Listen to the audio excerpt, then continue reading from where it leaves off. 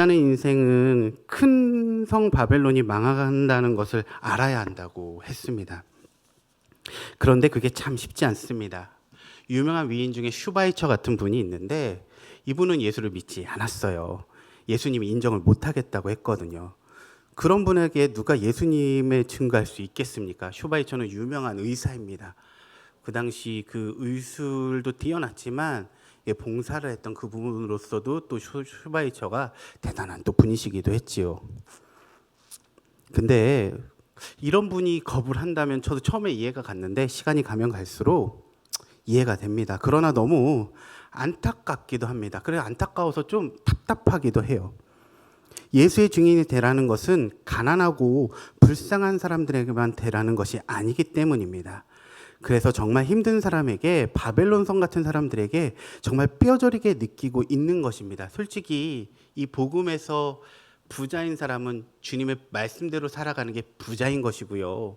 하나님 말씀대로 살아가지 않는 사람은 가난한 사람입니다. 솔직히 말하면. 성경에서 그거 얘기하고 있는 거거든요. 그렇다면 슈바이처도 구원받아야 될 인생이고 저 여기 있는 최민용이도 구원받아야 될 사람이고 옆에 사는 사람들도 믿지 않는 사람들도 구원받아야 되는 사람인데 다 똑같은 인생이라는 겁니다. 자본주의 속에 갇혀 있어서 이 사람이 어떤 등급과 계급이 있는 것처럼 보이지만 복음 앞에서는 다 똑같은 사람이라는 것입니다. 이건희도 예수 믿어야 되고요. 이 사람 얘기해도 되나 모르겠는데 북쪽에 좀 살고 있는 좀 저랑 뚱뚱하게 생긴 한 사람 있잖아요. 그렇죠? 그 김모 씨도 예수 믿고 구원받아야 되거든요. 그 사람이 아무리 대단할 것 같지만 그 사람도 예수 믿지 않으면 별거 없는 인생이라는 것입니다. 그런데 어떻게 잘 나가는 사람을 우리는 불쌍하다는 생각을 가질 수 없죠.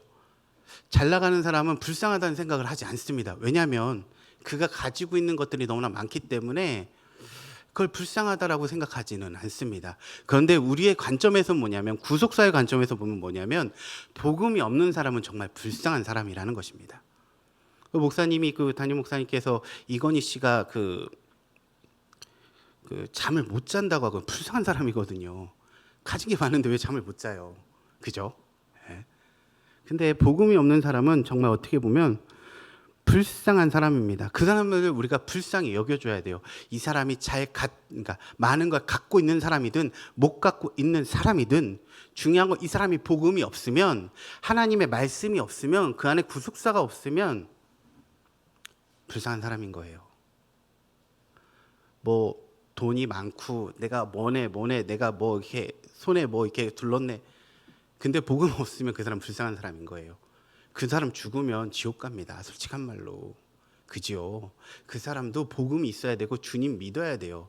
예수님의 이름으로 하나님께 나와야지만이 이 사람 구원받을 수 있거든요. 그런 사람 없으면 우리 불쌍하게 여겨주시고 그렇다고 너무 뭐랄까 안 돼 이런 거 아니라 사랑으로서 품어줘야 되고 언젠간 돌아올 사람이라고 생각하고 놓고 기도하셔야 된다라는 것입니다. 진짜 그들에게 증인이 되려면 이 사람들 불쌍히 여겨야 됩니다. 왜냐면요.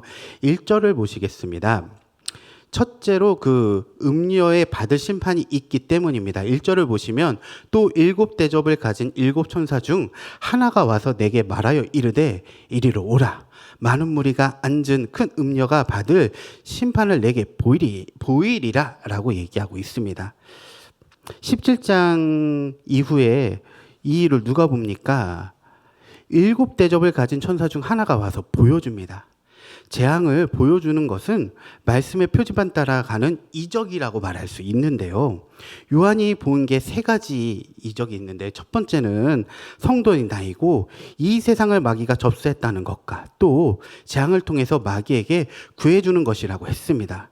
그러므로 이 세상 권력은요, 세상 세력은요, 마귀가 접수했기 때문에 큰 음녀의 큰 은혜의 증인이라고 심판받아 마땅한 것으로 보아도 들어도 이 세상의 편을 들며 깨닫지 못한다라는 것입니다.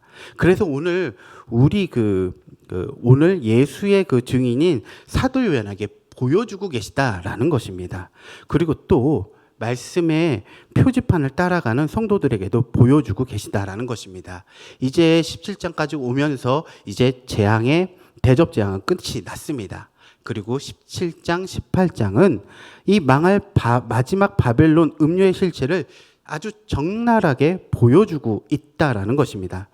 진정한 신랑이신 하나님을 버리고 세상을 사랑한 이스라엘을 음녀라고 말하고 있습니다. 그리고 세상을 쫓을 때마다 하나님은 그들에게 너희가 간음했다라고 말씀하고 계신다라는 거예요. 이사야 1장에 보면 또 나와 있죠. 한편 하나님은 우리를 질투하시기까지 사랑하시기 때문에 역설적으로 음녀라고 말하고 있습니다. 솔직히 왜 말씀이 안 들리겠습니까? 솔직히 하나님 말씀하시는데 안 들리는 거 우리가 귀 닫고 있다라는 거죠. 불보다 무서운 것이 물인데 그 물 위에 앉아서 통치하면서 대단한 영향을 끼치고 있으니까 자신을 믿을 수밖에 없다라는 겁니다. 큰 성 바벨론, 큰 음녀 바벨론은 정치적이고 종교적 사단의 세력을 총망라하고 있기에 그들을 멸망하기 위해서 수많은 예수님의 증인들의 피가 흘렸다라는 것입니다. 결국 성도들의 영광된 모습은 이제 19장에서 나오게 됩니다. 그러나 겪어야 할 사단의 아픔은 끝이 없기 때문에 사단을 통해 나오고 있다라는 것이지요. 예레미야 말씀을 또 이렇게 묵상하다 보시면은요, 열방의 심판에 대해서 나오고 있습니다. 하나님은 열방도 사랑하시지만 그러나 이스라엘 백성들을 괴롭히는 민족들을 반드시 책임을 물으신다는 걸 보여주시기 위해서 대표적인 나라들을 짧게 언급하고 있다라는 것입니다. 물 위에 타고 앉은 음녀의 세력이 바로 애굽이고 블레셋이고 바벨론인 것입니다. 그들에게는요, 다시 주님께 돌아와야 되는 것이 없어요. 안 돌아옵니다. 돌아와야 되는 게 정상인데 안 돌아오고 있다라는 거죠. 그들의 구원의 얘기는 애굽에는 너무나 미약하게 조금 나와 있습니다. 애굽이 워낙 그 믿는 이스라엘 백성들을 너무나 괴롭혔고 힘들게 했기 때문에 그리고 이제 아예 다른 민족들의 얘기는 없습니다. 구원의 얘기가 구원의 얘기의 그 주인공은 항상 그들 가운데서 예수님의 증인이 돼서 피를 흘리는 택한 이스라엘 백성임을 이렇게 보여주고 계신다라는 것입니다. 본문 그 6절에서 그 증인들이 죽임을 당한다고 했으니까 음녀의 심판을 보는 사람들이 참 쉽지 않은 길 같습니다. 10계명 5계명을 보시면은요, 부모님 공경하라고 했는데 정작 부모님과 화목하고 그 즐거운 구원의 시간을 보내고 있는가 물어본다면 여러분 대답하실 수 있겠습니까? 부모님께 순종하라고 했는데 공경하라고 했는데 그 자체가 힘든 시간으로 다가오시지는 않습니까? 우리가 계속 그 증인들의 죽임을 당하고 해서 복음을 전해야 되는데 또 불신자들을 만나면은요, 항상 하는 레퍼토리가 있습니다. 하지마. 교회 얘기 하지 말라고. 하지마. 안 믿는 사람 만나면 무조건 너 그거 할 거지. 하지마. 교회 얘기 하지마. 아니 뭐였는데 왜 자꾸 교회 얘기를 하지마. 그런 식구들은 대체적으로 잘 나가요. 기본적으로 교회 얘기 안 들어도 살 것 같은 그런 모습들이 있더라고요. 근데 구속사의 관점에서는 아닙니다. 근데 그렇게 잘 나가시는 분들은 교회 얘기 안 듣고 싶어 해요. 부담되니까. 잘 살고 식구들이나 아니면 어디 친교 모임 같은 데 나가면 가진 게 워낙 많고 무거워서 잘 안 듣더라고요. 교회 다니는 사람들끼리 또 만나고 또 모이면 그런 얘기합니다. 야, 교회 구역 얘기하지 마. 목장 얘기하지 마. 하지 마. 아니 교회는 주일만 다니면 되는 거지. 왜 또 여기 모여가지고 목장에서 나눈 얘기하고 하지 마. 그래요. 그런 분들은 또 잘 나가요. 어디 가서 좀 이름 내면 좀 알아들을 것 같은 권세가 있는 또 분들이 또 있더라고요. 그리고서 이제 애들이 이제 우리들 교회하고 이제 많이 이제 연결돼 있고 거기에서 많이 배우고 있어. 그러니까 어떤 좀 반응을 보이고 하냐면 야 거기 간증? 이러는 거예요. 그리고서 이제 한 2주 지나니까 친한 친구들이 야, 너도 간증했어? 간증 뭐 할 거야? 계속 간증 물어보더라고요. 간증. 음. 근데 야, 나는 목회자로 살면서 나 죄 고백할 거 없어. 야, 나는 부끄럽지 않게 살아. 난 털어도 먼지 안 나와. 아, 그 얘기를 하더라고요. 너는 털게 맞나? 왜 이러더라고요. 털게. 그래서 옆에 있는 친구가 야, 넌 무거워서 털 것도 없어 그러더라고요. 넌 무거워서 털 것도 없는데 그러더니 이 친구가 이제 우리들 교회를 좀 보더니 나 너무 불편해. 왜? 그냥 불편해. 말하지 마. 그냥 불편해. 더 이상 말하지 마. 막 이러더라고요. 그래가지고 꼭 그렇게만 해야 되는 거냐. 저한테 하는 말이 꼭 그렇게까지 꼭 간증이라는 것을 왜 꼭 그렇게 해야 돼? 하는 그 얘기들이 너무나 많이 듣는 겁니다. 충분히 저는 그거 이해된다고 생각해요. 접해보지 않으면 반응할 수 있는, 나올 수 있는 거라고 생각합니다. 또 이런 친구들은요, 대체적으로 보면 그 명예와 체면이 아주 대단하죠. 그게 우상일 수도 있습니다. 뭐 보고 있는 친구들한테 이게 어떻게 우상이냐고 뭐라고 얘기할 수 있겠지만 우리가 예수 믿고 복음대로 살아간다면 그것조차도 내려놓는 게 맞더라고요. 예. 예수님의 증인이 되고 전하고자 하지만 이렇게 벽처럼 말문을 막아버리는 그런 내용들이 주변에 많이 나타나지 않습니까? 가면 교회 얘기하지 마라. 즐겁게 모였는데 왜 교회 얘기를 하냐? 왜 간증을 왜 해야 되는 거냐? 주님 앞에 고백만 하면 되는 거지. 뭘 그렇게 바깥에까지 커밍아웃을 해야 되는 거냐? 난 이해할 수 없다. 뭐 그런 얘기들이 왕왕 들리기도 합니다. 또 이제 사역을 하다 보면 제가 자주 듣는 얘기 중에 뭐냐면 이런 겁니다. 학생부를 맡든 대학부를 맡든 청년부를 맡든 늘 항상 하는 말이 뭐냐면 전사님 왜? 있잖아요. 빨리 얘기해봐. 왜? 혼전순결 지켜야 돼요? 물어보더라고요. 지켜야지 그럼. 정말 지켜야 돼요? 계속 반복해서 물어보는 거예요. 그래서 지켜야 돼. 하나님 하지 말라는 건 이유가 있는 거야. 근데 뭐 전사님 너무 마음 불편해요. 이게 처음에 초신자들도 이제 자유롭게 살다가 교회를 들어왔을 때 처음에는 거부합니다. 이게 뭐가 잘못됐냐고. 이거 왜 이렇게 고리타분해요, 전사님. 전사님 도대체 조선 사람이신가 보다 막 이러면서 이 얘기를 되게 불편해하다가 어느 날 은혜를 받고 양육을 받다 보면서 차츰차츰 변해가는 그런 지체들을 보게 되는데 변해는 가지만 마음은 있는데 몸이 안 따라주는 그런 지체들도 옆에서 지켜봅니다. 근데 바뀌어가고 있으니 그건 주님이 하실 것이니까 전 옆에서 그냥 지켜볼 뿐입니다. 그리고 또 한 번은 예수는 믿지만 교회를 나가지 않는 가나안 성도들이라는 있어요. 아는 그 녀석이 있는데 그 가나안 몇 명이 저한테 했던 말이 뭐냐면 교회는 너무 외골수예요 이러는 거예요. 더 심한 말을 했는데 제가 이걸 조금 이렇게 줄이는 겁니다. 계속 줄이는 거예요. 왜 외골수야? 그러니까 형, 왜 교회는 동성애 반대해요? 동성애 이해해주면 안 돼요? 성경에서 하지 말라고 그랬으니까. 그러니까 대답이 형이랑 나랑 대화가 안 되는 거예요. 왜 그 동성애?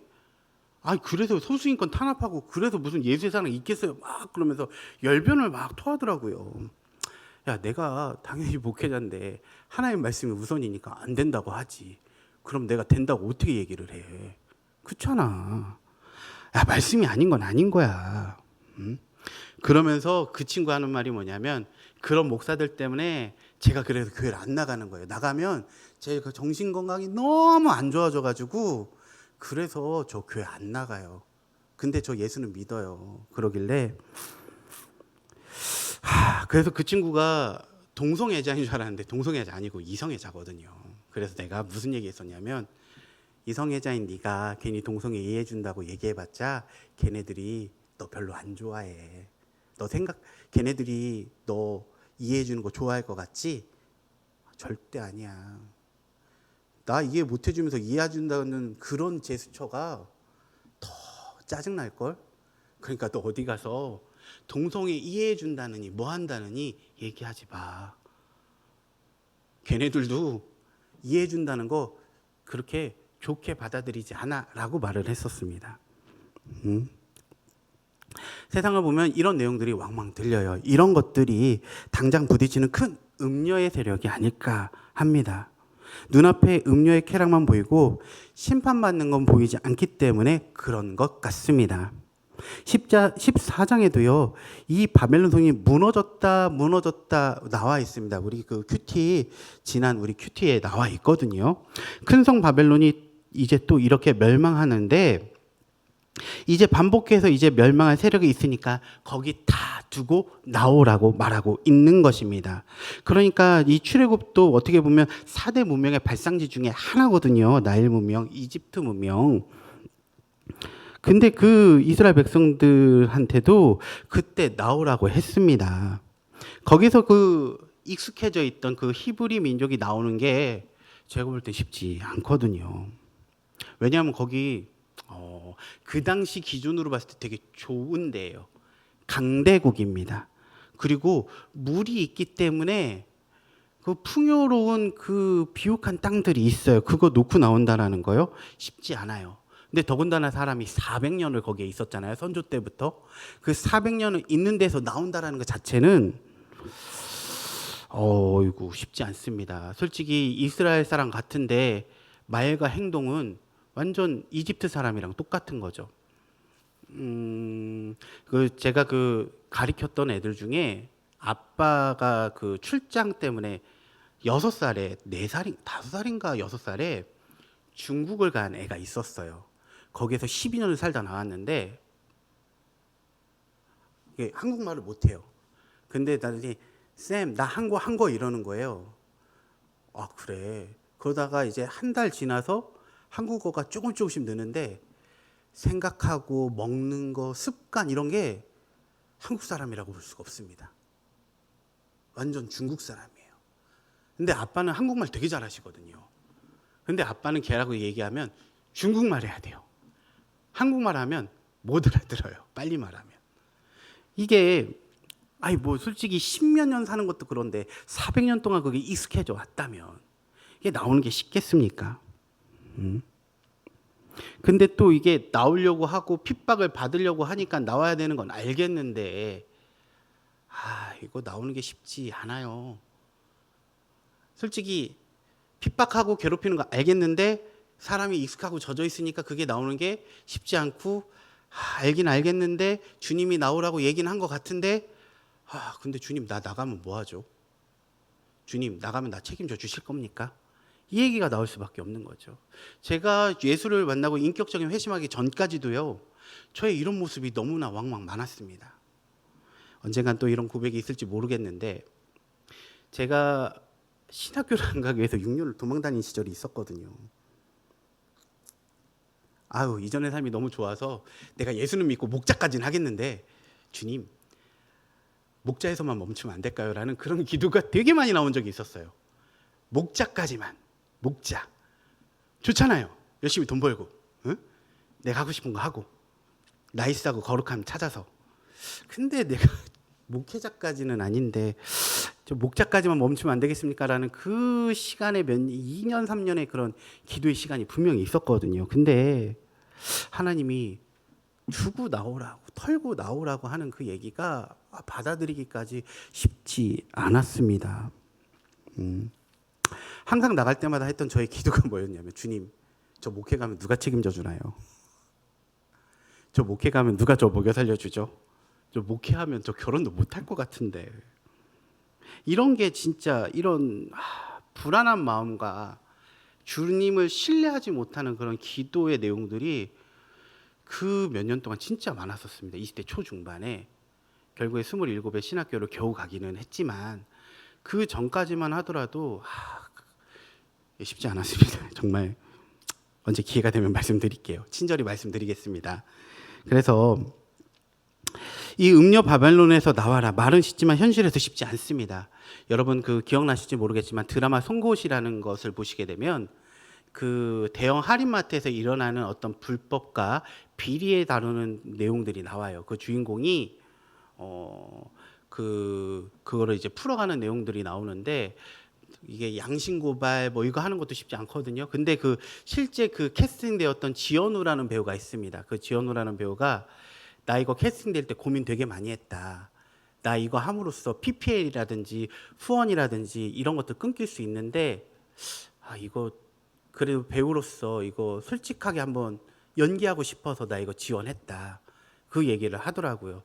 믿는 연예인들도 이거 얘기하면 그 후원해주고 하는 그 뒤에 있는 그런 광고나 스폰들이 이거 별로 안 좋게 생각할 텐데 그거를 또 했습니다. 그리고 나서 그 친구가 조금 다시 캐스팅 되는데 조금 어려움이 있었다라는 거 얼핏 들었거든요.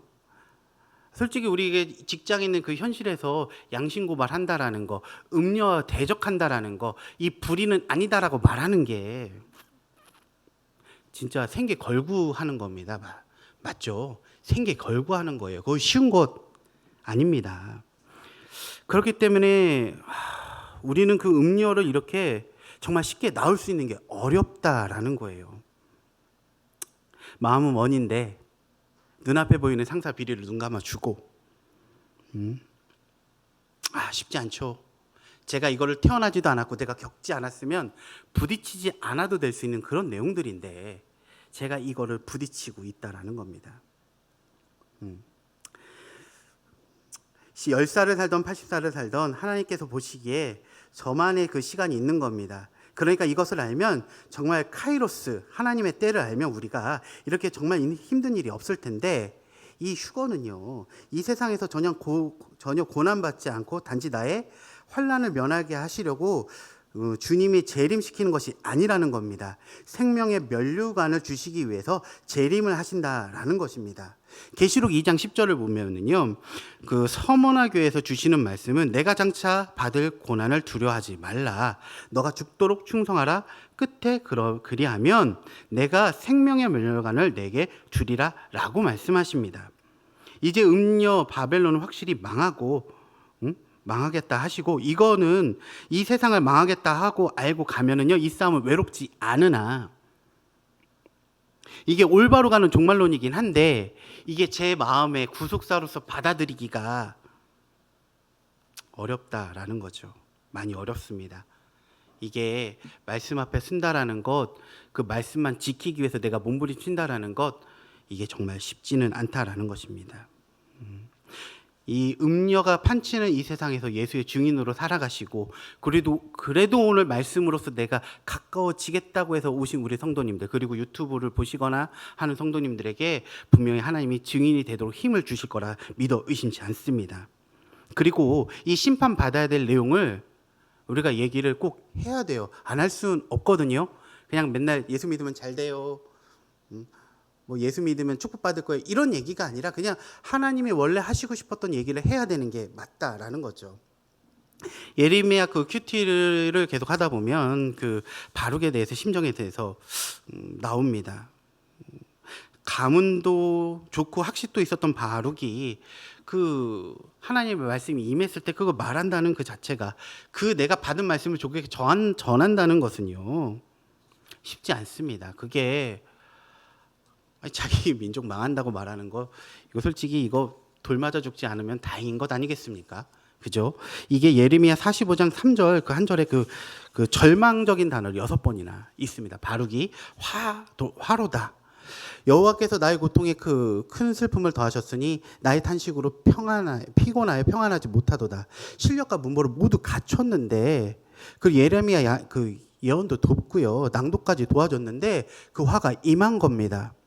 유다가 멸망하라는 것도 말하는 것도 고통스럽고 바벨론으로 가라고 하니 매국노 소리를 듣는 것도 그렇고 슬픔이고 예레미야가 성전 출입을 금지당하는 것도 탄식감이고 무엇보다 자기가 이런 일을 해야 된다는 것도 너무나 피곤하고 어떻게 보면 평안치 못한 일입니다. 어떻게 보면 내가 예레미야보다 좀 나은 것 같은데 주인공인 예레미야인 것 같고 자기는 아무것도 아닌 것 같고 하나님은 바르게 이 말에 예레미야를 통하여서 주시는 말씀은 바룩이 자기를 위하여 큰 일을 행하였기 때문에 너가 탄식하는 거다 이렇게 말하고 있다라는 것입니다. 예수님 십자가 지시러 가면서도 베드로가 사고친 말고의 길을 붙여주시면서 가셨는데 예레미야도 성전 출입을 못하는데 바로를 위로하면서 가야 하는 것이 증인의 삶이다라는 것이지요. 어떻게 보면 여기서 이렇게 적용을 해보겠습니다. 증인이 되어서 그들의 심판을 받을 내가 미리 보여줘야 되는 것들은 무엇입니까? 그러니까 어떻게 하면 이 음녀들에게 그들이 받을 심판을 내가 보여줘야 될까라는 것입니다. 이거는 어떻게 해야 되냐면 죽었다 깨어나도 세상은 따라오지 못하는 적용을 보여줘야 된다라는 거죠. 그런 증인이 되도록 저도 부족하지만 오늘 하나님의 말씀을 붙잡고자 합니다. 두 번째는 음녀는 모두를 악에 취하게 하기 때문이다라는 것입니다. 2절을 보시면 땅의 임금들도 그와 더불어 음행하였고 땅에 사는 자들도 그 음행의 포도주에 취하였다 하고 아무리 말해도 음녀의 매력은 너무나 대단했습니다. 음녀의 그 매력은 치명적이다라고 할 수 있죠. 음행의 자는 사람을 취하게 하고요. 사람들의 눈을 멀게 하고 하나님을 외면하게 만듭니다. 이 음행과 우상숭배 행위에 동참하는 자들에 향해서 하나님은 땅의 임금 땅에 사는 자들에게 분명히 이렇게 말씀하십니다. 골로새서 똑같은 본문인 골로새서 3장 1절에서 5절인데요. 그러므로 너희가 그리스도와 함께 다시 살리심을 받았으면 그 위의 것을 찾으라. 2절 그 위의 것을 생각하고 땅의 것을 생각하지 말라. 3절 이는 너희가 죽었고 너희 생명이 그리스도와 함께 하나님 앞에 감춰졌느니라. 우리 생명이신 그리스도께서 나타나신 그때 너희도 그와 함께 영광 중에 나타나리라. 그러므로 땅에 있는 지체를 죽이라. 곧 음란과 부정과 사악과 악한 정욕과 탐심이니 탐심은 우상숭배라. 그러므로 1절에서 4절까지에 대해서에 대한 내용은요, 대단한 약속을 주시고 이렇게 네가 영광 중에 나타난 이 대단한 인생이니까 이 땅의 주체를 죽이라고 명령하셨던 겁니다. 자신 있게 명령하신 거고 단번에 내리는 명령이라는 것입니다. 솔직히 큐티만 잘해도 이 말씀 우리가 정확하게 캐치할 수 있는데 쉽지 않죠. 큐티만 가지고 안 되는 게 있다라고 우리는 갖고 싶은 우리의 어떤 반항적인 모습이 있습니다. 이거는 뭐냐면 하나님 큐티는 알겠는데 그래도 세상을 살아가면 말씀이 안 돼주는 게 있습니다라는 불신앙적인 발음, 어떤 그런 마음이 있다라는 겁니다. 그러면 이 죽이라는 땅의 지체는 뭐냐? 지체는 몸의 일부의 사지라는 의미로서 쓰여진 건데요. 이제 타락한 죄상을 가리키고 있다라는 겁니다. 인간의 마음속에 있는 죄를 5가지로 요약하면은 음란, 부정, 사악, 악한 정욕, 탐심을 지적하고 있습니다. 그 기본 밑바탕에 깔려 있는 게 바로 탐심이다라고 말할 수 있습니다. 이성에 대한 탐심이 음란과 악한 정욕으로 나타나고 돈에 대한 탐심과 부정과 사욕이라고 할 수 있습니다. 모든 것이 섞여서 한꺼번에 나오고 있다라는 것이지요. 부정한 것이 섞이니까 뭐 그럴 수 있고 내가 이 부정한 것 때문에 내가 넘어질 수 있고 야 이해 못해? 내가 넘어질 수 있잖아. 내가 죄에 넘어질 수 있잖아. 너 이해 못하고 정죄해? 이건 말이 안 되지. 그렇게 얘기하는 것입니다. 다시 말해서 우리는 영적인 존재인데 이 육적인 존재를 좋아하기 때문에 어떻게 보면 이 육적인 인생은 내 자식이라든지 식구라든지 자녀라든지 돈이라든지 이게 땅에 있는 그 지체라고 얘기할 수 있는데요. 근데 그걸 내가 죽이지 않는다고 한다면, 하나님 앞에 죽이지 않는다고 한다면 어떻게 보면 하나님이 결국 이걸 죽이신다라고 오늘 말씀을 통해서 이야기하고 계시다라는 것입니다. 이걸 진짜 문자적으로 듣지 않기를 바랍니다. 이게 문자적으로 들으면 너무 어렵고 무서운 내용이에요. 결국 예수 안 믿고는 죽는다, 망한다 이 얘기하는 건데, 그러니까 이제 우리가 우상 숭배를 다른 것이 아니라 하나님보다 더 좋아하는 게 있으면 그 자체가 우상이다라고 말할 수 있는 겁니다. 그 김양재 목사님 그 설교 예화 중에 뭐가 있냐면 이게 있더라고요. 나는 정말 좋아서 갔는데 거기에 딱 그게 시력이 안 좋아가지고 이게 G.O.D 가시라고 해서 갔는데 다 가서 보니까 거기에서 G.O.D가 아니고 그 골드라고 해가지고 그걸 가까이 보고 이게 골드를 보고 갔었다라고 하더라고요. 나는 이제 하나님이 좋아서 갔습니다. 근데 하나님이 좋아서 갔는데 거기에 딱 돈이 있다라는 거죠. 그러니까 저는 하나님을 믿는다고 갓을 보고 갔는데 내가 가고 주님과 동행하면서 갓이 아니라 그 이응 하나가 더 붙기를 원했던 저의 속마음이 있었을 수 있다라는 것이지요.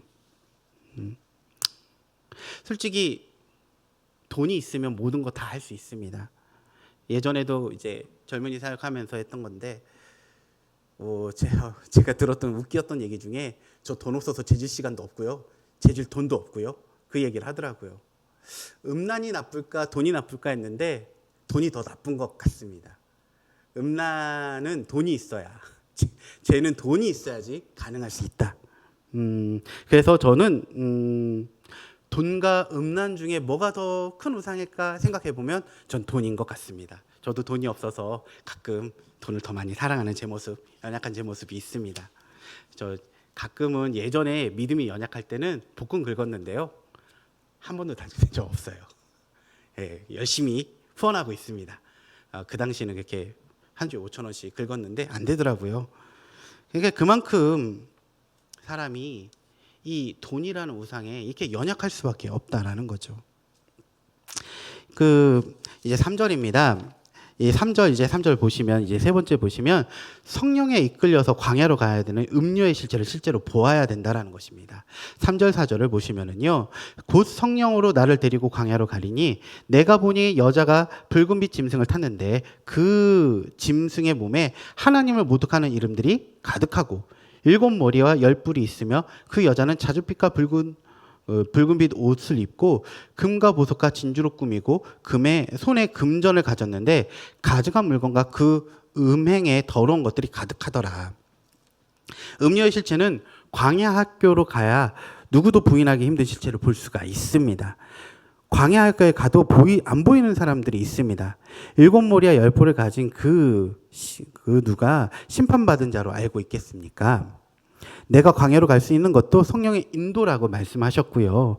그 광야가 참 축복입니다. 그리고 그냥 광야는요, 사단이 지배하는 곳이기도 합니다.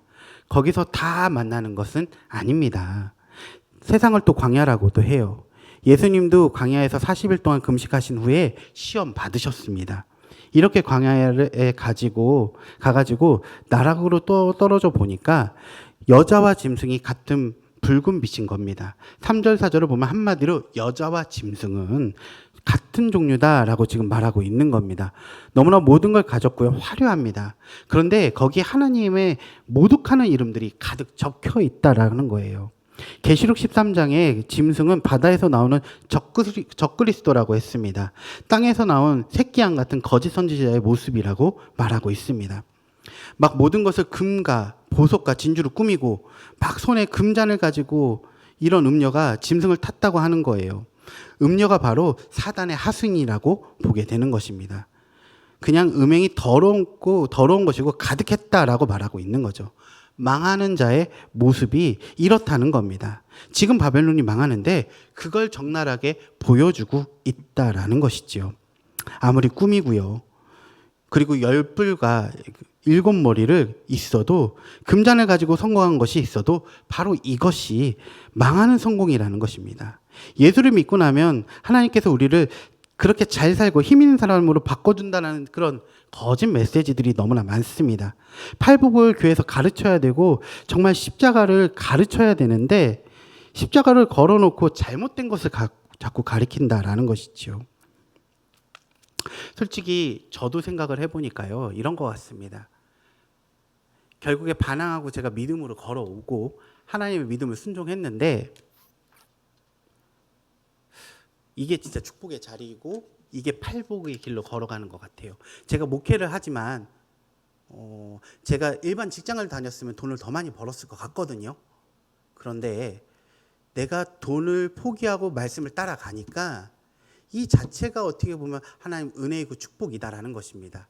그렇다고 해서 오해하지 마십시오. 직장을 다니는 것 자체가 잘못된 게 아니라 부르심대로 순종하고 살아가는 것, 그리고 그걸 순종하고 나아가는 것, 하나님 뜻에 반응하는 것 자체가 어떻게 보면 주님이 주신 복대로 살아가는 것입니다. 만약에 저하고 목사님이 돈 벌러 나간다면 하나님이 좋아하시겠습니까? 그렇죠?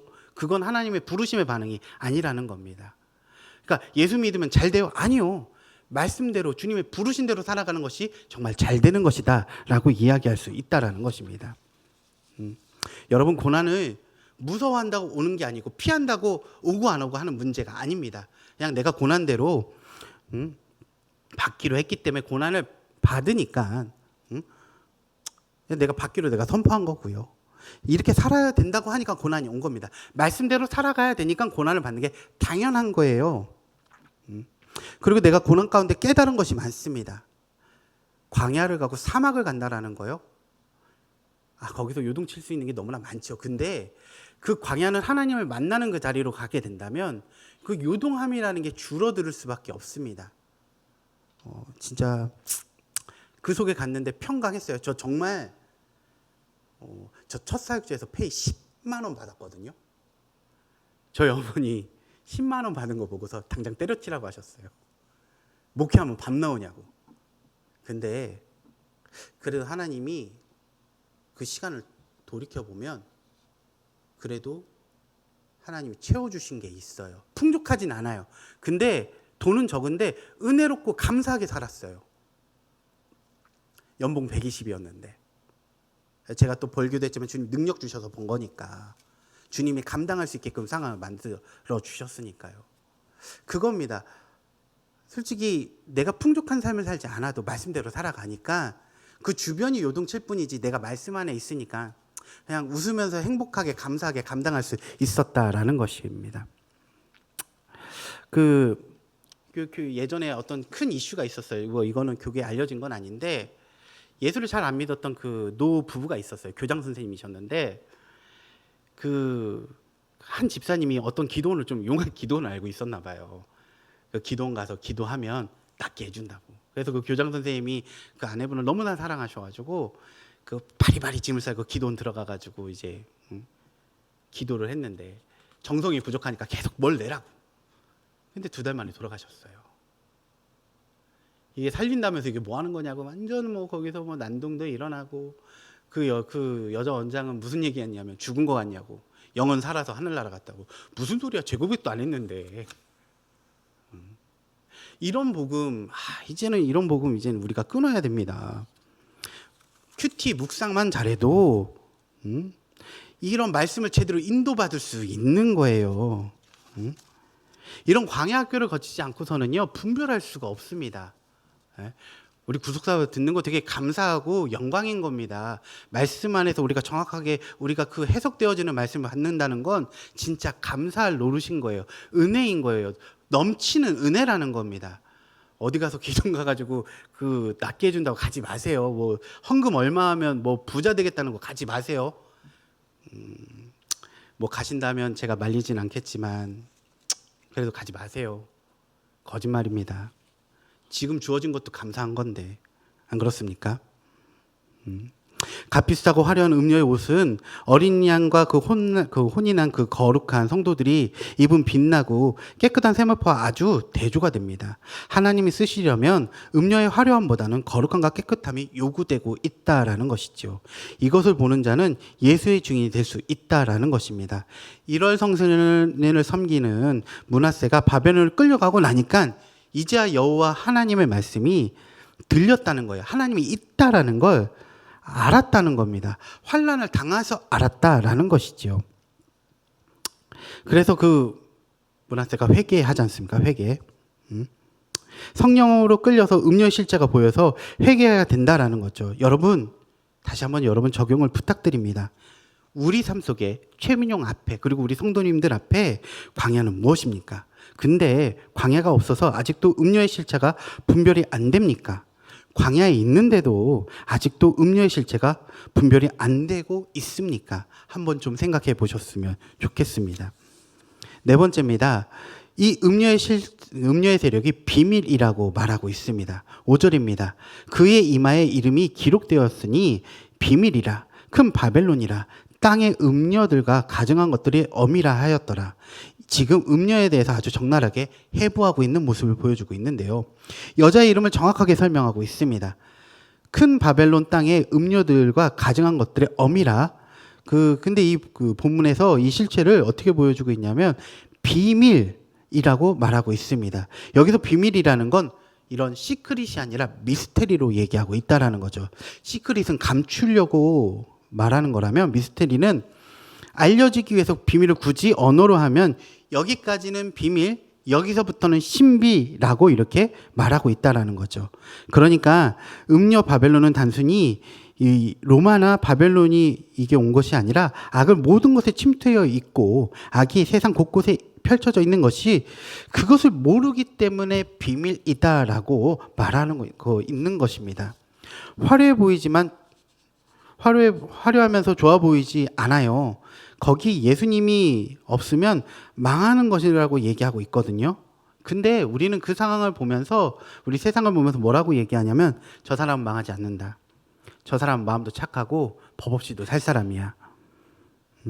근데 저 사람 그래서 예수 안 믿어도 그냥 그렇게 살 수 있는 거야. 그런데 복음도 음녀의 악함도 비밀이라고 말하고 있기 때문에요. 내가 이 복음의 비밀을 더 크게 알아야지 그 사람한테 얘기할 수 있습니다. 쉽게 말하면 저 사람 예수 없으면 망합니다. 저 사람 아무리 착해도 하나님 믿지 않고 예수님을 나의 구주로 고백하지 않으면 이 사람 구원받지 못해요.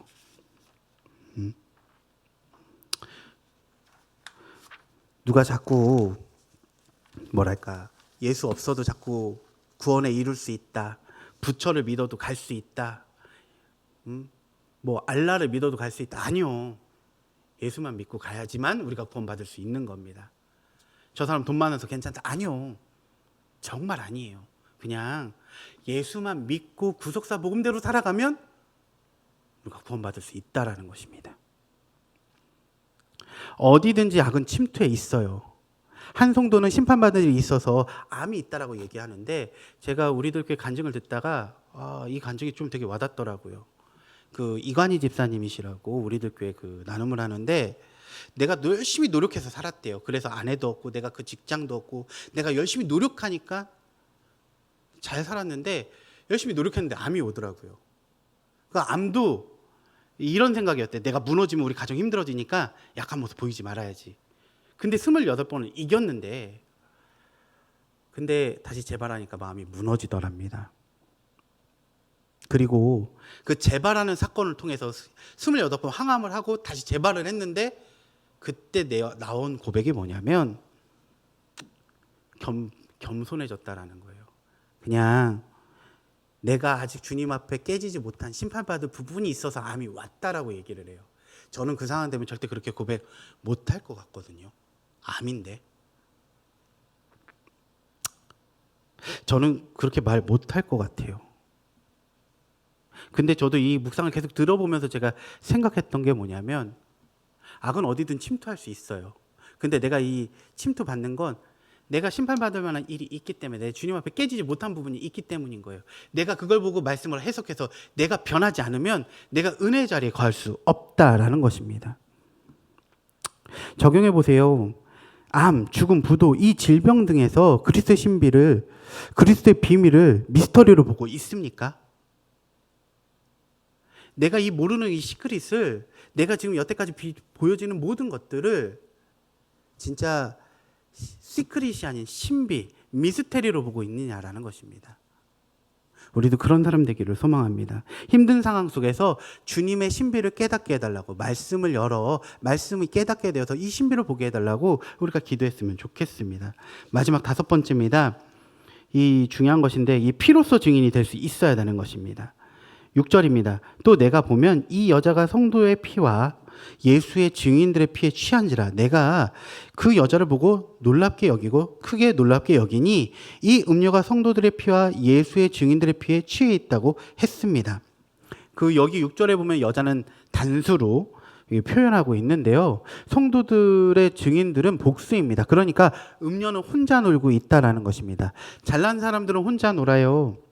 혼자서 예수의 증인들을 이 세상에서 얼마든지 죽일 수 있습니다. 히틀러도 혼자 그 많은 그 유대인들을 몇백만 명을 죽였거든요. 그 권세를 가졌을 때는 못할 것이 없었어요. 그래서 이 증인들의 피에 취해 있다고 지금 말하고 있습니다. 그래서 요한이 이 여자를 보고 크게 놀랍게 여기는 것이 아니라 큰 음녀가 망해야 되는데, 아니 왜 증인들의 피를 취해서 축제를 즐기고 있으니까 왠지 그 음녀가 성공한 것처럼 보이고 증인들은 망한 것처럼 보였다라는 것입니다. 그러나 가고 오는 세대 가운데서 핍박하고 죽이는 음녀가 멸망할 수밖에 없는 이유는 바로 뭐냐면 성도의 피, 예수의 증인들의 피를 흘리게 했기 때문에 가능하다라는 것입니다. 이렇게 예수의 증인들의 피를 흘리게 하고 예수의 증인들을 욕하고 예수의 증인들을 매일마다 괴롭게 하게 되면 하나님이 그때 그거를 가만두시는 게 아니라 갚아주신다라는 거예요. 우리는 그 살인만 하면 그 징역까지만 하고, 그리고 그 악성 루머를 퍼뜨리고 그 사람들이 몇 대 잘 지내고 이렇게 살아가거든요. 근데 이거는 하나님이 기억하신다라는 거예요. 내가 믿음 때문에 살아가고 내가 복음 때문에 열심히 살아가는데 우리에게 막 해코지하고 나쁜 말하고 없는 말 지어내고 하는 그것들을 하나님이 그냥 가만두시는 게 아니라 기억하셨다가, 근데 하나님이 가만두시는 건 돌아올 수 있으니까 기다려주시는 겁니다. 그런데 때가 차서 만약 그러지 않으면 하나님이 이거 혼내키시겠다라고 얘기하는 겁니다. 그리고 종말로서의 우리가 또 잘 살려면은요, 예수의 증인들에게 이렇게 피가 또 요구되는 부분들이 있습니다. 그러니까 여러분, 증인의 삶을 사시려면 예수의 피도 우리가 감당하셔야 됩니다. 주님은 우리 때문에 먼저 피를 흘리셨고, 우리도 그것 때문에 우리도 주님과 똑같이 피를 흘려야 되는 것 맞습니다.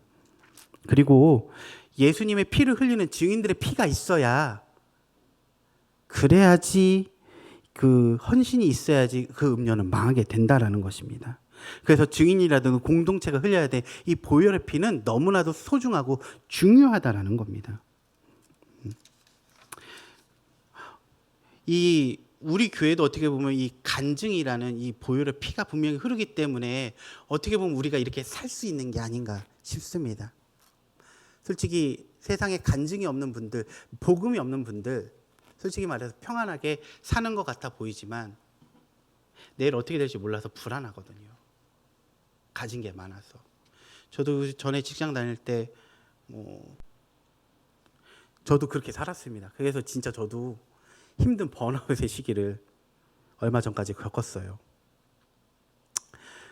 근데 또 한편으로는 이런 생각이 듭니다. 우리가 이렇게 진정한 나눔을 통해서, 우리가 이 통해서 서로가 끌어안아줌으로써 회복되는 게 있어요. 제가 여기 보면서 이런 거 처음 보거든요. 사역 14년 만에. 그렇다고 해서 여러분, 우리가 이런 공동체로서 살아가고 증인으로 살아간다고 해서 극단적으로 살아가고 말하는 건 또 아닙니다. 이 구속사 사역은 우리 하는 교회가 극단적인 거 아니고 복음적이에요. 전 그렇게 믿습니다. 건강한 복음이 있는 교회는요, 웃음이 있고요, 즐거움이 있고요, 내일이 있어요, 희망이 있어요, 주님의 비전이 있고요, 그 다음 뭔가 또 가야 되는 기대감이라는 게 좀 분명히 있다라는 걸 좀 믿어 의심치 않습니다. 그렇다고 해서 우리가 힘든 상황을 안 겪는다는 게 아니라 겪어요. 그 과정도, 베드로도 그 옥중서신 쓰면서도 그 이겨내는 우리 베드로 목사님의 그 모습이 있지 않습니까? 그래서 우리는 어떻게 보면은요, 힘든 이 상황 속에서 우리가 이 구원을 이루는 그 음료를 분명히 이기고 우리가 말씀대로 살아가야 되는 우리의 모습이 분명히 있어야 된다라는 것입니다. 그래서 우리는 마지막 적용입니다. 음료의 증인으로 살아가시겠습니까? 예수의 증인이 되시려고 노력하시겠습니까? 정말 생명 내놓고 예수의 증인으로 살아가셔야 돼요. 저 한 달 동안 제가 담임 목사님께 들은 게 뭐냐면 이겁니다. 최 목사, 열매를 봐, 열매를. 근데 저 열매가 살짝 보여요. 진짜로요. 앞에 있어서 제가 그런 말 하는 게 아니라 그 열매를 뭔가 모르지만 맛보고 싶어졌어요. 진짜요. 이런 것 받아들이면서 가는 거 제가 14년 만에 처음이거든요. 예수의 증인이 되라고 우리는 진짜 노력해야 돼요. 우리는 음료에 받을 심판이 있기 때문에 어떻게 보면 우리는 그 심판을 피해서 우린 말씀으로써 예수의 증인이 되어서 예수의 복음의 피를 흘리며 헌신하는 우리의 모습이 있어야 될 줄 믿습니다. 그게 분명히 하나님이 우리를 믿음의 길로 행복의 길로 인도하실 거라는 걸 믿어 의심치 않기 때문입니다. 오늘 이거 한 가지 놓고 기도했으면 좋겠습니다. 증인에 대한 살게 해달라고 우리가 기도했으면 좋겠어요. 세상의 음료를 찾기보단 주님을 찾기를 원하는 우리의 삶이 되시기를 소망합니다. 자, 같이 통성 기도하시면서 기도하시겠습니다. 하나님 아버지 감사합니다. 아버지 주님이시여, 아버지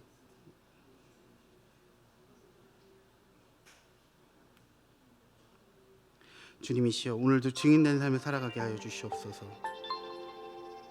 아버지 음료의 삶을 찾기보다는 주님을 찾기를 원합니다. 하나님, 우리가 증인되어지는 삶을 살아야 될 텐데 아버지 음료를 자꾸 우리가 기대하고 바라고 즐거워하지 않기를 원합니다. 하나님, 저도 연약하고 부족해서 자꾸 음료를 자꾸 찾아가는 저의 모습이 있습니다. 세상의 즐거움을 찾아가는 저의 모습이 있습니다. 연약합니다. 저 아직도 제가 갖고 싶은 거 리스트를 보며 흐뭇하게 쳐다보는 저의 모습이 있습니다. 아직도 제가 가진 이력 프로필 때문에 이거를 주님보다 더 내세우는 저의 연약한 모습이 있습니다. 하나님, 왜 제가 자꾸 음료로 가게 되는지, 이 구속사로서 제가 정말 주님 앞에 회개되어서 어떻게 보면 그 더러운 것들이 빠져서 주님 앞에 나아가기를 소망합니다. 아버지 주님 도와주시옵소서. 아버지 주님, 이 구속사로서 제가 변화되기를 소망하고 또 소망합니다. 아버지 도와주십시오. 아버지 은혜 주십시오. 아버지 붙잡아 주시옵소서. 아버지,